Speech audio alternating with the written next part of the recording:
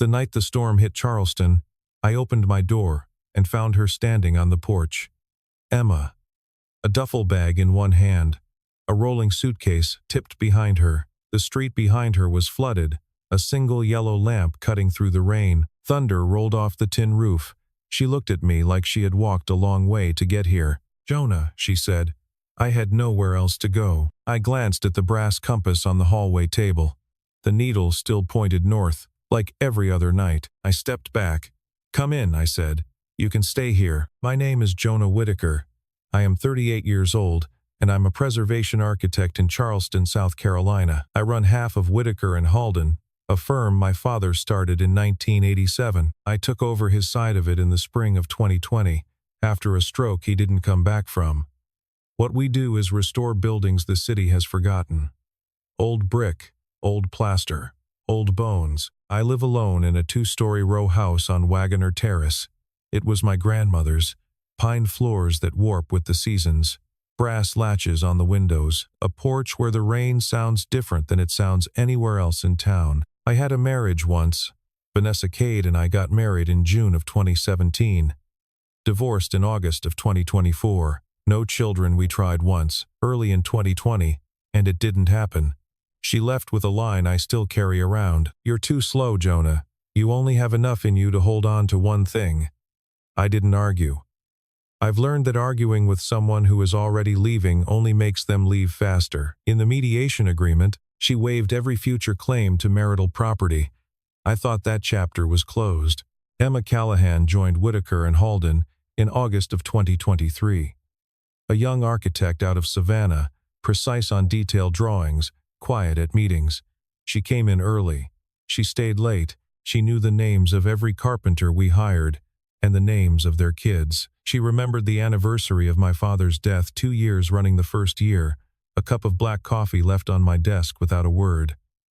The second year, a single sprig of magnolia. She never said anything about it. I thought that was just who she was with everyone. Until tonight, the brass compass on the hallway table belonged to my grandfather.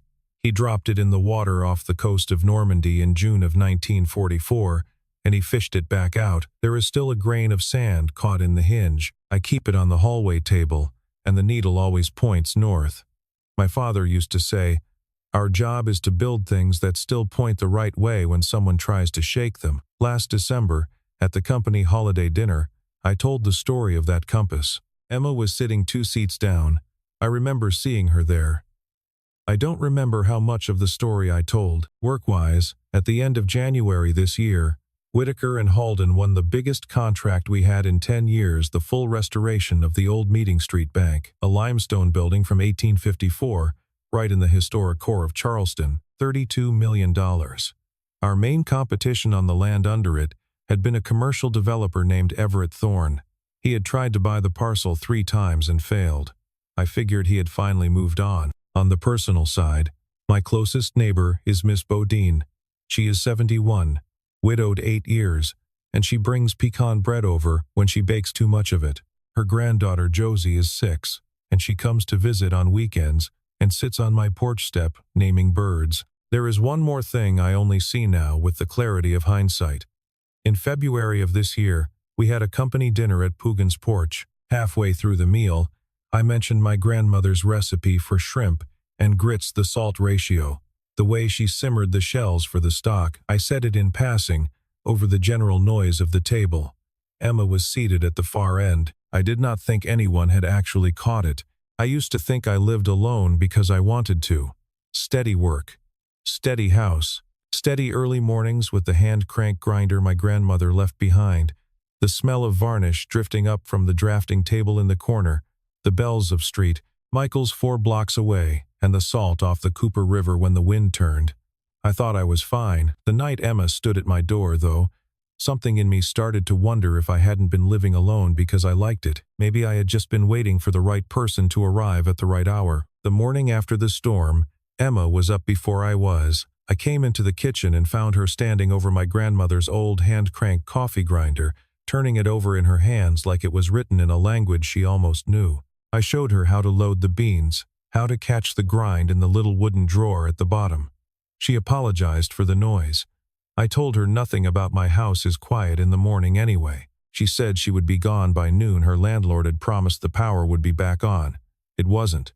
By dusk, Line Street was still dark, and she stayed a second night on the couch. I remember the way she asked, that first morning, if it was all right to stay.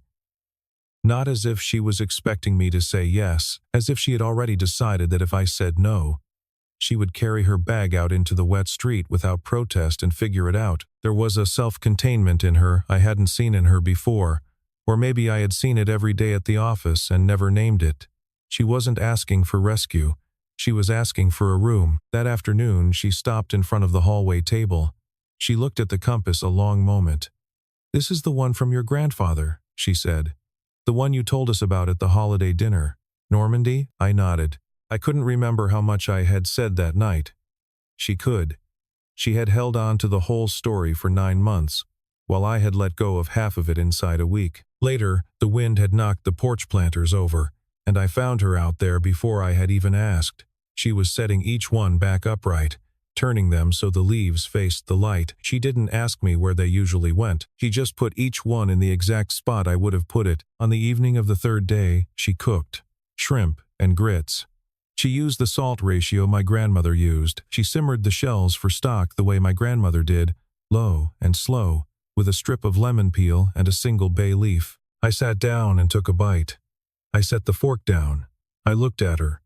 She looked back at me and shrugged, as if to say she hoped it was close. It wasn't close. It was the recipe. She had heard me name it once at Poogan's porch, 7 months ago, over the noise of a full company table, and she had carried it in her head all the way to my kitchen. Something moved in my chest very slowly. It didn't have a name yet. It was closer to the feeling you get when a room in your own house you've walked past for years suddenly has a light on in it, and you realize you've been waiting for someone to find the switch. That same night, Miss Bodine came over with pecan bread. She stayed for tea. Emma got up, walked to the correct cabinet, took down the sugar, spooned 2 into Miss Bodine's cup without asking, and sat back down. Miss Bodine watched her the whole way. She looked at me over the rim of her cup and said, "She knows where you keep the sugar." I laughed it off. I made a joke about the sugar being where sugar always is. Miss Bodine smiled at me in that patient way. Older women smile when you're about to notice something they've been noticing for a while. That night I stood in the kitchen with the lights off and asked myself how long she had been looking at my house. 3 years, if I was honest. 3 years of company dinners and drafting tables and hallway conversations. 3 years of me looking past her because I had convinced myself the shape of my life was already settled. 3 years of her not asking to be looked at. The next morning she folded the blanket on the couch, corners tucked in. It was the way my mother used to fold blankets. I stood in the doorway watching her, and I heard myself ask where she had learned to fold it that way. She didn't turn around. "I saw you fold it like that a few times at the office," she said, "the nights you slept over during the bank drawings." I did not remember folding a blanket at the office. She remembered me better than I remembered myself. That afternoon, Josie came over with an apple hand pie her grandmother had baked. She sat down on the porch step, held the pie in her lap, and began to name the birds landing in the magnolia tree in the front yard.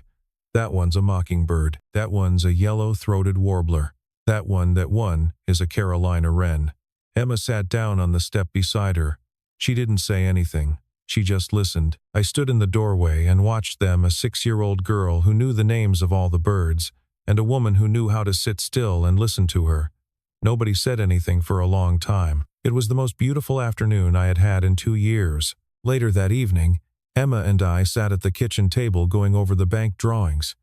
She pointed at the south wall.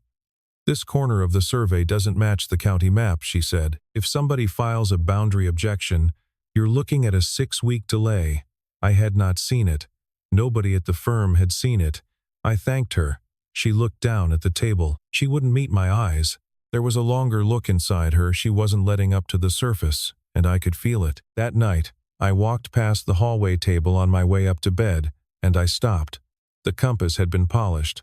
Nobody had polished it in 2 years except me. She had noticed it needed polishing. I stood there for a while with my hand on the newel post, feeling the small heat of a fact settling into place. Nothing in this house had been touched in 2 years the way she was touching it.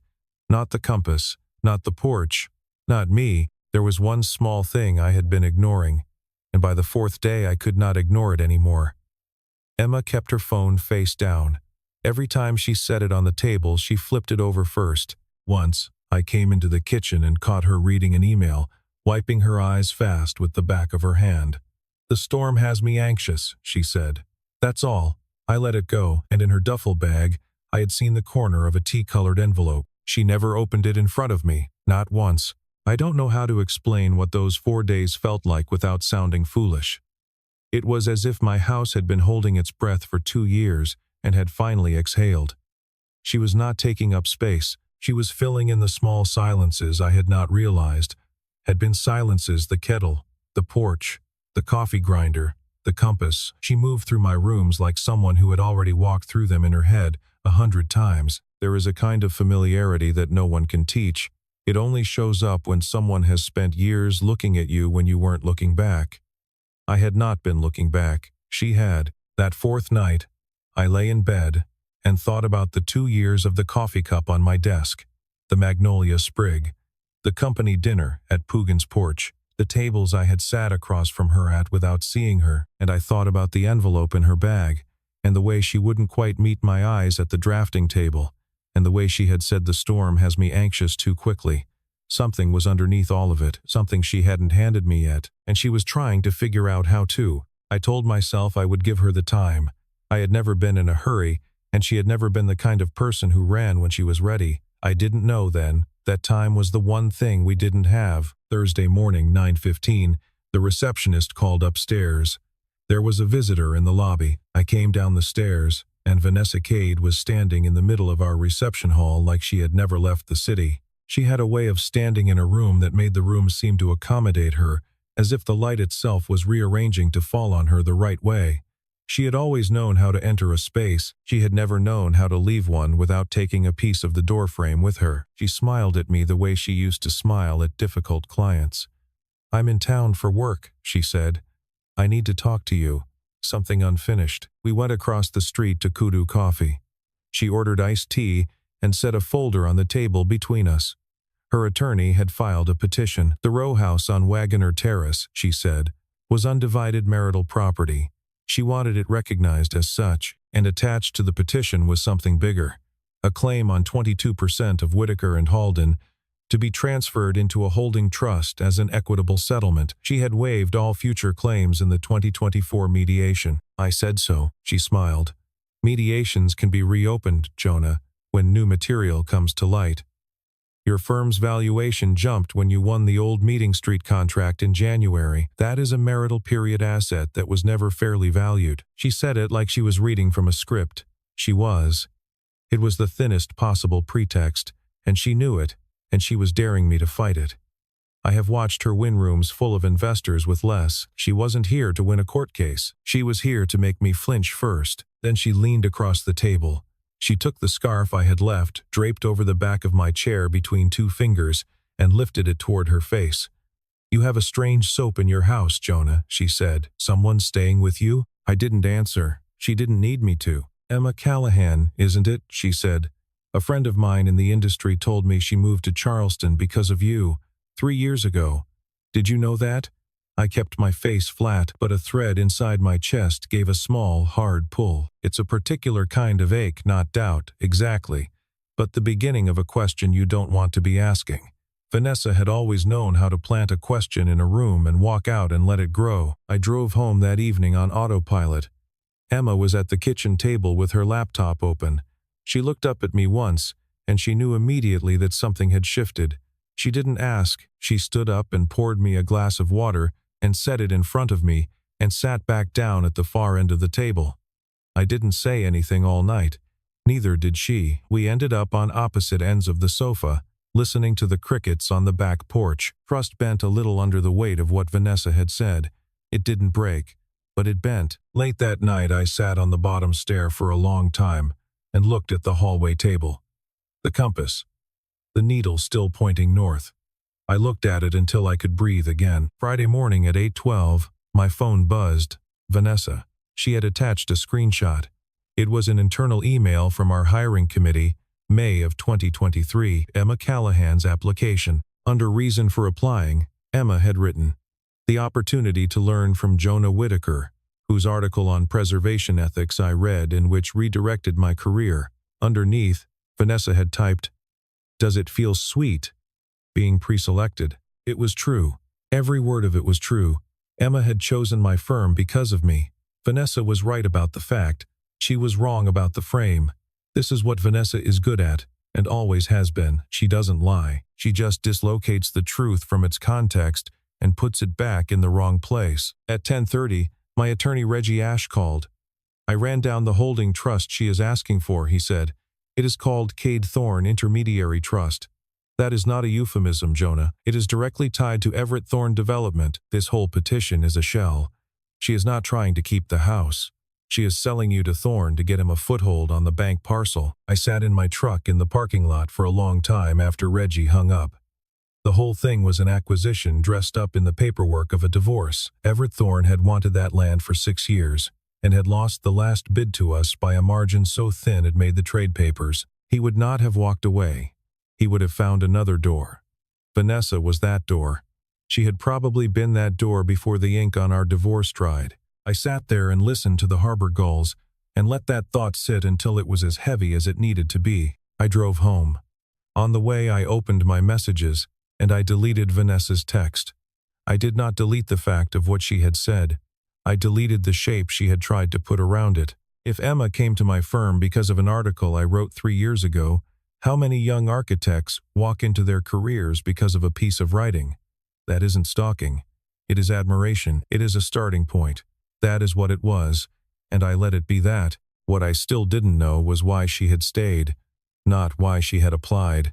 Why she had stayed for 3 years and never said anything and kept a tea-colored envelope in her duffel bag. That was the shape of the question I was driving home with.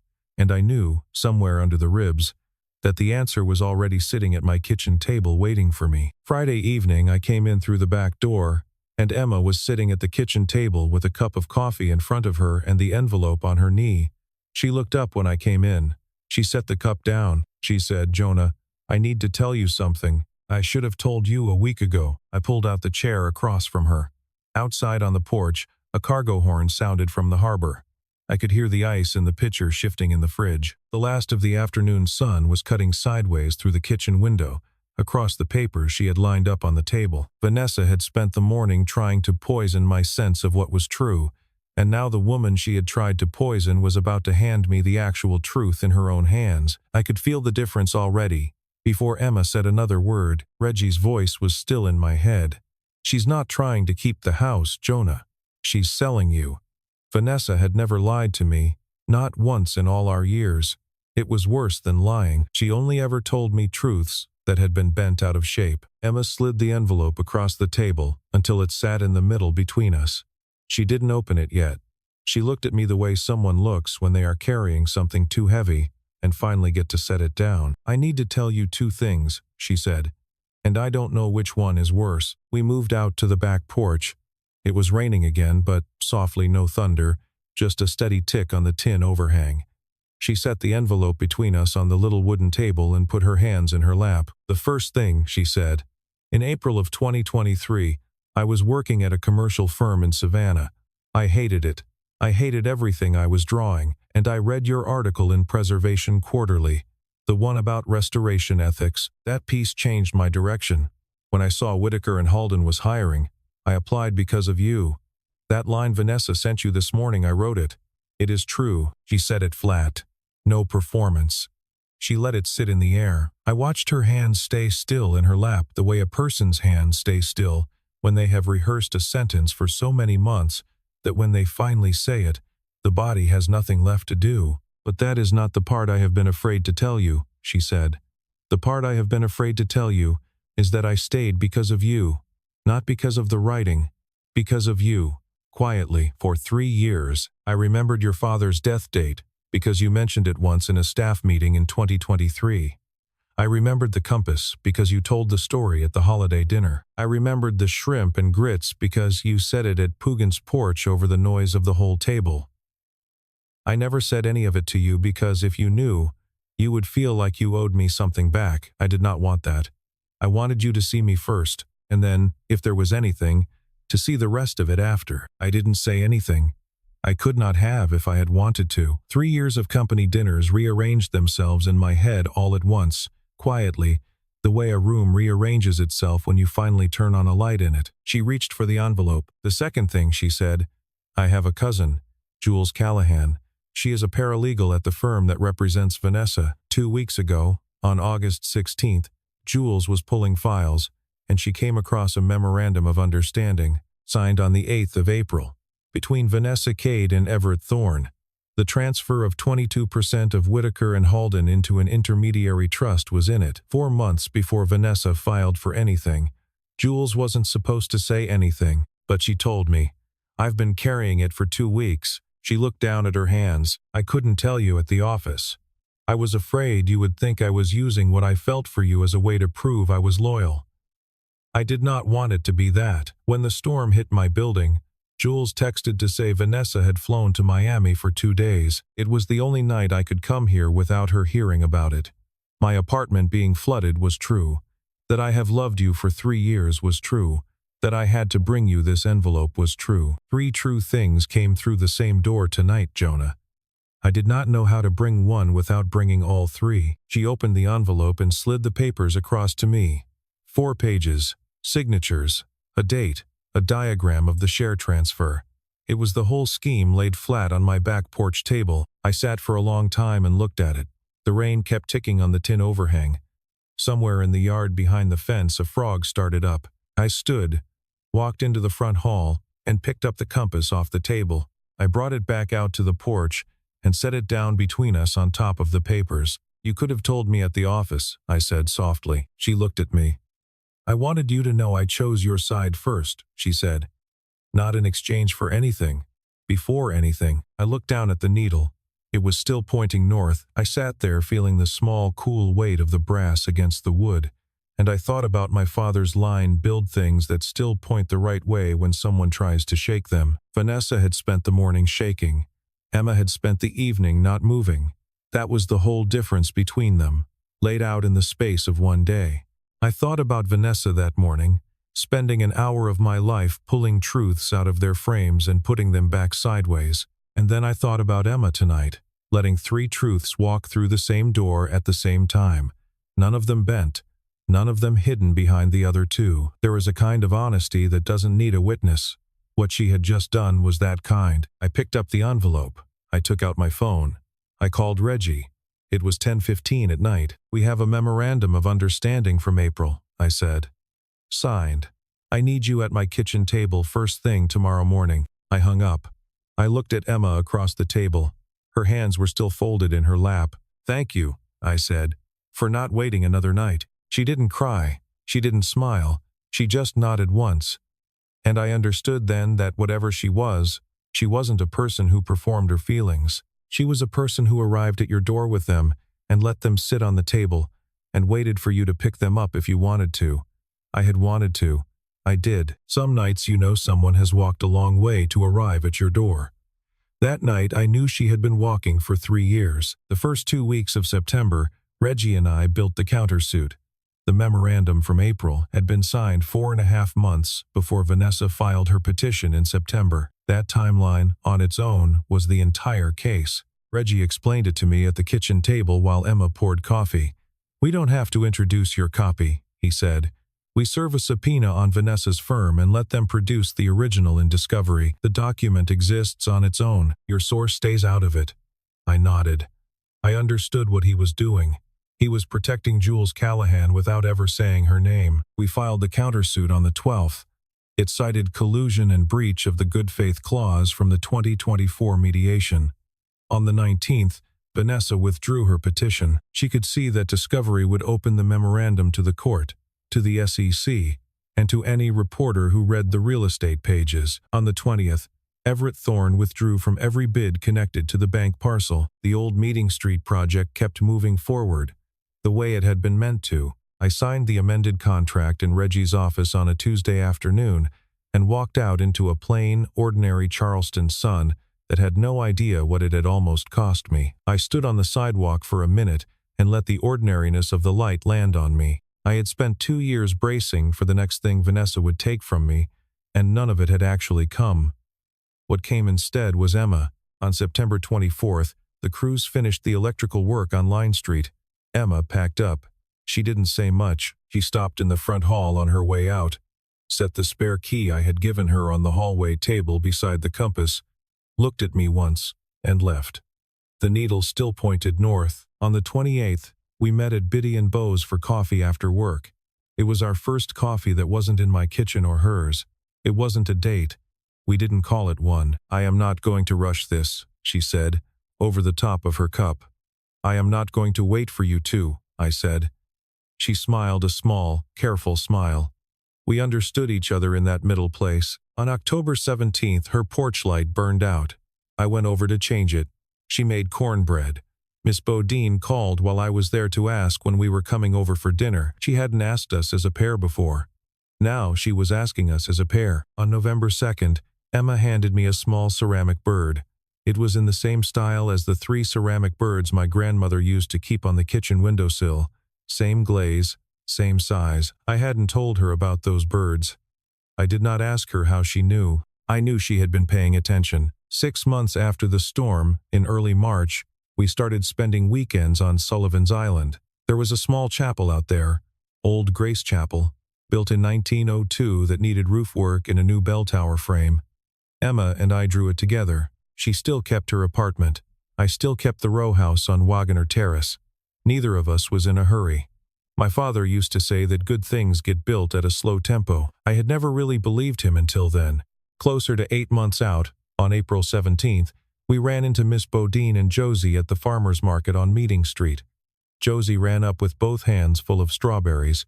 Miss Bodine came up behind her, laughing. Emma crouched down to Josie's eye level, and the two of them went through the strawberries together, which ones were ripe, which ones were still hard. I stood a few steps back holding 2 coffees. The sun was coming down through the pecan trees along the street. I stood there and I thought, this is the kind of afternoon my parents used to have.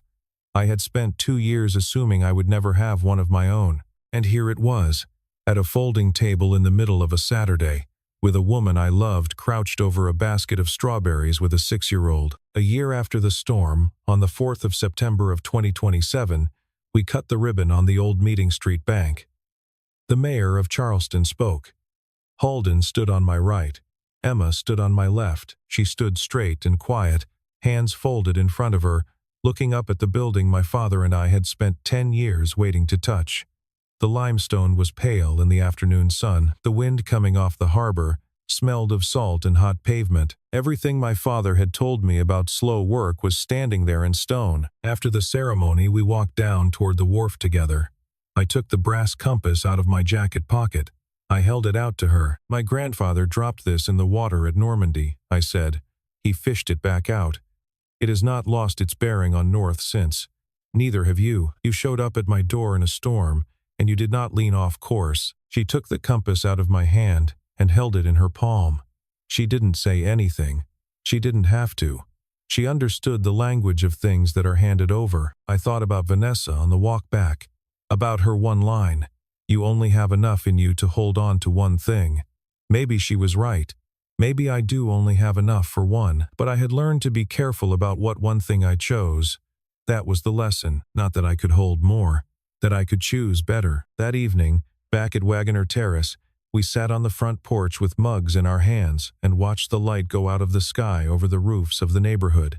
She had her feet tucked under her on the porch swing. The compass was on the little side table between us, needle steady. I thought of the storm night 1 year ago, and the way she had stood on that same porch soaked to the bone, and how the whole rest of my life had come down to whether I stepped back and said, "Come in." I used to think love was something you had to run and catch. My father said no. Good things get built at a slow tempo. That night on Sullivan's Island, watching Emma and Josie share a basket of strawberries in the sun, I believed him. That night on Waggoner Terrace, watching the sky go dark with her feet tucked under her on my porch swing, I believed him more. Somewhere in the room behind us, the house exhaled again, the way it had been exhaling since the storm. I have thought a lot about the night of the storm. about the other places Emma could have gone. A hotel, her cousin's guest room, another week of silence. She chose my door, not because of the storm, not because of the tea-colored envelope. She chose it because 3 truths were arriving at the same time, and she did not want to bring one and hide the other 2. Vanessa once told me I only had enough in me to hold on to one thing. I used to think that was an insult. Now I think it was a map. Some people walk through their lives and realize there is only one thing worth holding, and they hold it. Some people don't. Emma didn't rescue me from Vanessa. She just refused to disappear on the one night she could have. She stood on my porch step until I opened the door. She stood in my kitchen until I saw her. She stood at the kitchen table until I believed her. That's all she ever did. That is more than most people ever do. The compass sits on the windowsill in her apartment now. The needle still points north.